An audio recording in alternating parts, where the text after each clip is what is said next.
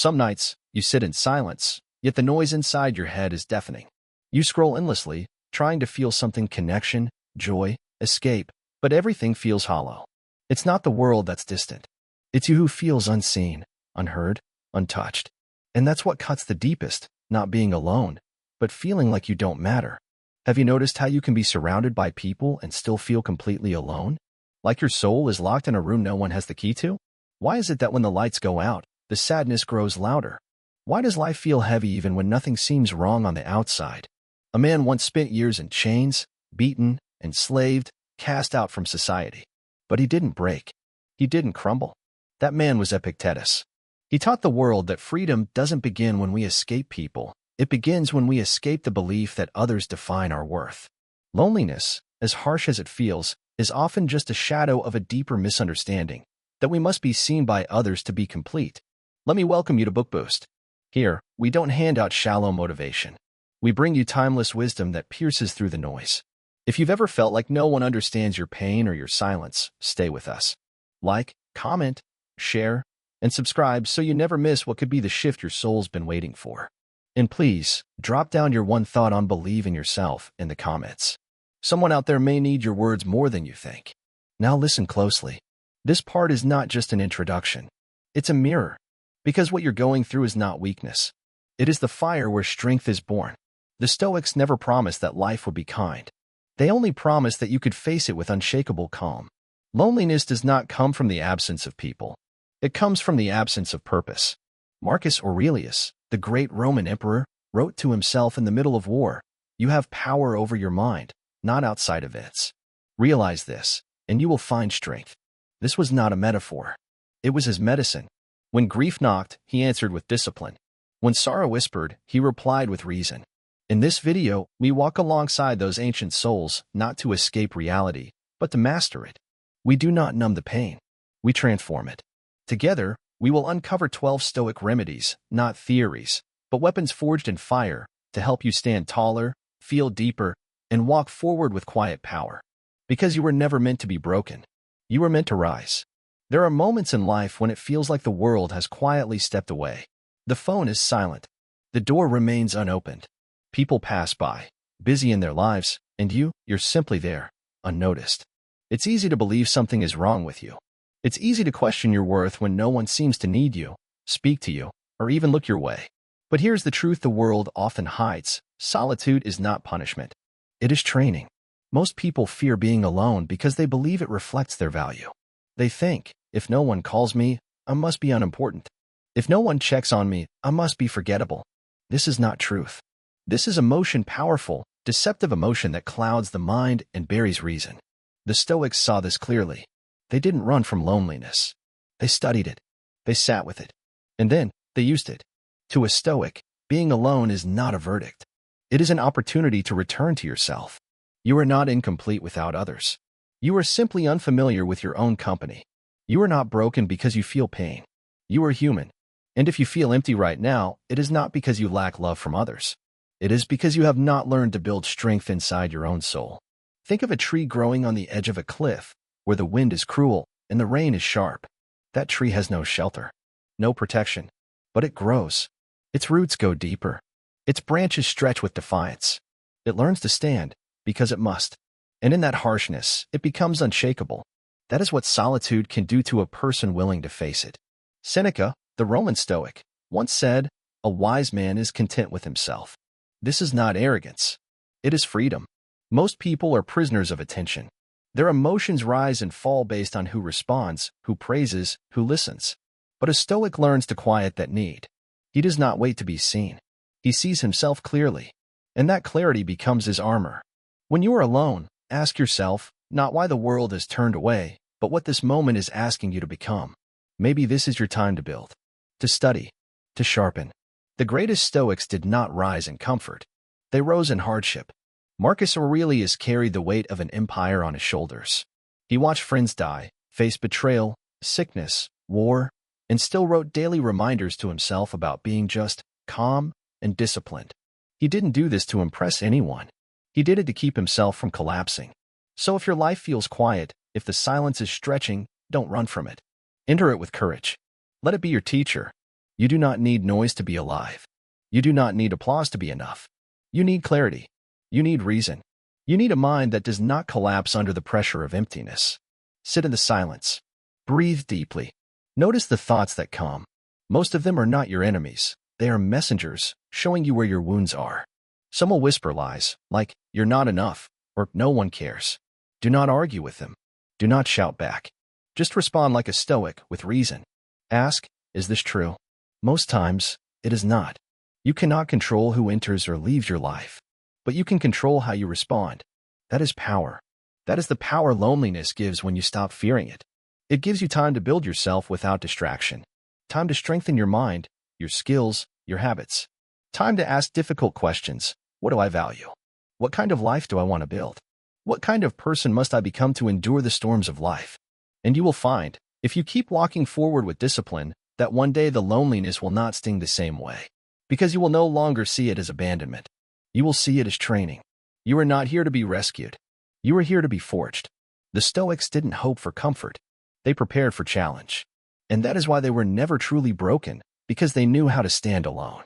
You must too. Do not fill your loneliness with distractions. Do not run toward what numbs the silence. That's what the world does. Scroll endlessly, chase shallow attention, seek validation in temporary pleasures. But you are meant to go deeper. Let this quiet time strip you of false beliefs. Let it teach you how to carry yourself with strength, how to walk without begging for attention, how to look in the mirror and not see someone lacking, but someone learning. Because the man who learns to be strong alone becomes the one who cannot be shaken in a crowd. And the woman who learns to face the silence becomes the one who speaks with calm when others panic. Stand alone, not with sadness, but with fortitude. When you learn to be full in your own presence, the world cannot take that from you.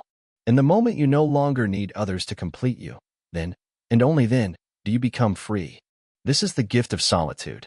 Not emptiness, but awakening. You feel it. That sudden wave rising in your chest. Some days it's a silent sadness creeping in like fog.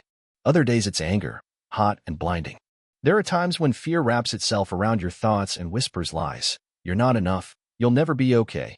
Everyone's moving on except you. And you begin to believe it. That belief, that emotions are truth, is the first illusion a Stoic breaks. We live in a world that tells us to follow our heart, trust our feelings, and go with the flow. But what if the flow is leading you into a storm? What if your emotions are not signals of truth, but echoes of chaos? A Stoic doesn't shut down feelings. A Stoic questions them. With calm, with clarity, with courage. You are not your sadness. You are not your anxiety. You are not the darkness you feel in your worst hour. The Stoics knew this deeply. Epictetus reminded his students daily, it's not things that upset us, but our judgments about things. That's the key. Your emotions come not from life itself, but from how you interpret it.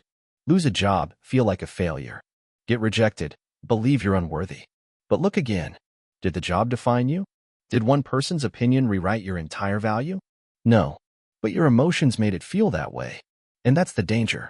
When the mind is left undisciplined, it becomes a prisoner of its own storms. Seneca once said, "We suffer more in imagination than in reality." You think about a problem and begin to build it up in your head. Then emotions take the stage. Fear exaggerates. Sadness deepens. Anger distorts. And without noticing, you are no longer reacting to life. You are reacting to a distorted story you've told yourself. A Stoic observes this process. Not with panic, but with presence. When you feel overwhelmed, pause. Sit with your emotion, but don't shake hands with it yet. Ask, what belief is behind this feeling? What am I telling myself right now? Is it true? Is it useful? Is it helping me live better, or dragging me deeper into sorrow? This is the path of reason, not coldness, not numbness, but clarity. The Stoic doesn't chase joy or run from pain. He stands in the middle, calm and watching. Because the moment you separate yourself from the emotion, you take back power. Let's say someone insults you. Your first instinct is to burn. Anger flares up. Your pride wants revenge. But what did Marcus Aurelius say? Choose not to be harmed, and you won't feel harmed. Powerful, right? He doesn't say the insult didn't happen. He says you can choose not to be hurt by it. Because it's not the words that wound, it's your decision to let them enter your soul. That's emotional freedom. Now think about sadness. Not the poetic kind in books, but the deep, dark sorrow that makes you not want to get out of bed. That makes you feel hollow inside. The Stoics didn't ignore this. They met it face to face. And they never tried to cheer up. Instead, they asked, what is this sadness trying to teach me? Is there an attachment I need to let go of? Is there a desire I've placed too much weight on? The Stoic doesn't escape pain. He transforms it. Sometimes the depression we feel is not just from trauma or loss. It's from expectations that were never met and thoughts that were never questioned. I should have been there by now. I should be happier. They should treat me better. All of these are silent beliefs, and they breed emotion after emotion. But the Stoic dismantles these one by one. He says, what if I'm exactly where I need to be? What if this moment, painful as it is building something in me? What if growth doesn't feel good, but it is good? That shift in thought doesn't erase the emotion, but it puts it in its place. The Stoic knows emotions are guests. They come, they go, but you are the house, and the house must remain still. When the storms come, and they will, you don't panic. You anchor deeper. You breathe. You remind yourself, I have power over my perception. I can choose to see this differently. And even if the feeling doesn't vanish, it no longer controls you. Now here's something important. The Stoics didn't live easy lives. Marcus lost children. Seneca was exiled. Epictetus was crippled and enslaved. But they still stood firm. Why? Because they refused to let emotion drown reason. They practiced the art of stillness, not just when life was peaceful, but especially when it was cruel. They trained themselves, day after day, to pause before reacting, to observe their minds as if from the outside, to speak to themselves like wise friends, not fearful victims. That is not easy. That is mastery. And you can begin too. Start by noticing your emotions without naming them as enemies. Don't say, I am depressed. Say, there is sadness in me right now. That distance creates space, and space allows wisdom to enter. Next, remind yourself that no emotion is permanent, not even the darkest one. The Stoics taught that the soul, like nature, has seasons. Winter may linger, but it will pass. Practice journaling, just like Marcus Aurelius did. Write your thoughts. Question them. Challenge them. Don't trust every voice in your mind. Some are old wounds. Some are fears in disguise. Some are the echo of past failures. Look them in the eye and ask, are you true? Also, strengthen your body. A tired body weakens the mind. Walk. Breathe deeply. Touch the real world. Too much time in thought can make emotion feel like fact. Come back to the present moment. Look around you. What is real now? If your heart is heavy today, remember this. Feeling deeply is not a flaw. It's a sign you are alive. But don't build your identity around your emotions. Build it on how you respond to them. The Stoics didn't avoid life. They engaged with it fully, just with clear eyes and steady hands. This part of your journey, this moment you're in, is not the end. It's a lesson. And you are not broken. You are awakening. Slowly, quietly, strongly, just as the Stoics did. And as long as you walk forward, no matter how heavy your heart feels, you are already winning. There is something strange about the human heart. It forgets how strong it is until the storm comes. We often feel alone when we are hurting, but we forget. We are not the first ones to carry this weight. Before us walked men who were crushed by loss, betrayed by life, swallowed by pain, and still stood tall. They are no longer here in flesh, but their words breathe. Their strength remains. And if we choose, we can walk with them. When life becomes too much, when loneliness and sadness press down on your chest like stone, the modern world offers distraction. But distraction is not healing. A Stoic does not run from the ache inside. A Stoic sits in it, faces it, understands it, and transforms it. But no one does this alone. In silence, we can hear the voices of those who came before. And their wisdom is often more powerful than anything spoken today. Let me tell you about Seneca. He lived through exile, watched Rome burn, and was ordered to die by his own hand. Yet his writings don't sound like a man defeated. They sound like a man who discovered something eternal. We suffer more in imagination than in reality, he said. And he was right. Much of what we call suffering is the mind feeding on itself, spinning stories, fears, and regrets. When we pause and see clearly, most of it dissolves. Seneca teaches us that pain becomes unbearable only when we believe it should not be there. But when we accept pain, it loses its teeth. Now listen to Epictetus. He was a slave. His body was broken. He had nothing of the world's comforts. And yet he said, no man is free who is not master of himself. In the quiet hours of pain, Epictetus found peace not by changing the world, but by mastering how he saw the world. That is a weapon greater than anything external. His strength was not in muscles or armies, but in the way he responded to life. And that power, that calm, is available to us too. Marcus Aurelius was an emperor. He could have drowned in luxury, but instead, he became one of the wisest men to ever live. He wrote to himself, not for praise, but to stay grounded, to fight his own weaknesses, and to build his soul. If you were distressed by anything external, he wrote, the pain is not due to the thing itself, but to your estimate of it. And this you have the power to revoke at any moment. These are not empty words. He lost children, friends, soldiers. He led during plagues and wars. And yet, through it all, he chose to act with justice, patience, and clarity. These men are dead, yes, but their courage lives. Their teachings are not old. They are eternal. Because the mind of man has not changed. We still fear the unknown. We still chase pleasure. We still cry in the dark. And we still need guidance. You do not have to walk through your sadness alone. When you sit in your room, feeling empty, remember, Seneca wrote letters in exile to remind himself that character is the only thing we carry with us. Epictetus limped across the streets of Rome, chained, yet freer than most men. Marcus wrote in candlelight, reminding himself to be humble, even as he ruled the world. These were men who walked through fires we can barely imagine. They did not run. They wrote. They reflected. They chose the harder path, the one of reason over reaction. And that path is here, right now for you. Loneliness feels permanent when you're inside it. Depression feels like a fog that never lifts. But this is the lie of emotion. Emotions are weather. They pass. They return. They shift. But you are not your emotions. You are the sky that holds them. And the Stoics knew this deeply.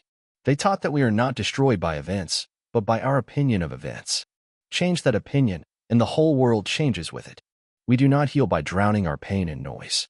We heal by listening, by understanding, by walking beside the ones who endured worse and still chose discipline over despair. When Marcus lost a child, he did not curse fate. He reminded himself that everything is given and everything will be taken. What matters is what we do in the middle. When you wake and feel hollow, take a breath and ask, what would Epictetus do with this day? He would rise, not because he felt strong, but because he knew strength is a decision. When you walk through life and feel invisible, ask, what would Seneca say about this emptiness? He would write, reminding you that what you seek in others can be found in your own virtue. And when you feel overwhelmed by grief or fear, think of Marcus Aurelius, holding the empire on his shoulders, still reminding himself to be kind, still reminding himself to breathe. We are not so different from them. The clothes have changed. The world has changed. But the soul of man is still searching for meaning, still aching to be whole. The Stoics knew that suffering is not a punishment. It is a teacher. And every day we suffer is a chance to train, to purify, to sharpen the blade of our character. You may feel like your sadness isolates you, but it connects you to every human who ever lived. And if you are willing to face it, not escape it, you become something rare. You become strong, not in appearance, but in truth. And that is the kind of strength the world needs. You don't need a crowd to heal. You don't need applause to matter. You need courage. The courage to walk with the dead, to let their wisdom live in you, to take their ancient pain and build from it a modern fire, one that burns away illusion, one that gives warmth in the coldest hours. They did not survive for no reason. Their words did not reach you by accident.